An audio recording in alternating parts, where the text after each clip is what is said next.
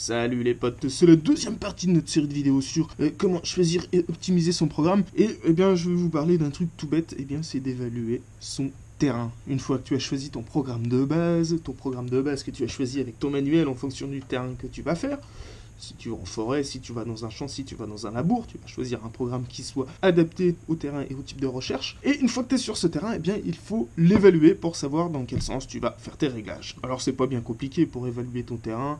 Pendant 20 à 30 minutes, tu vas un petit peu creuser sur tout. Et puis surtout, tu vas bien écouter ton détecteur pour voir à peu près la quantité de ferreux. Tu vas essayer d'analyser quel type de cible tu vas trouver. Est-ce que tu as une récurrence d'aluminium, de plomb, etc., etc. Et puis les effets de sol. Et en fonction de ça, tu auras déjà une idée concrète de ton terrain et comment tu vas l'aborder. Parce que ce qui va se passer dans ton terrain, ça va aussi déterminer la façon dont tu vas aborder ton réglage, mais également la façon dont tu vas utiliser ton détecteur. Est-ce que tu vas balayer plus vite, moins vite? Est-ce que tu vas utiliser plus de réactivité, plus de discrimination, etc., etc. Donc il est hyper important de bien connaître le terrain sur lequel on va détecter. Et pour ce faire, je te disais au début de la vidéo, tu auras choisi évidemment un programme usine avec lequel tu vas détecter pendant un long moment sans faire d'ajustements spécifiques.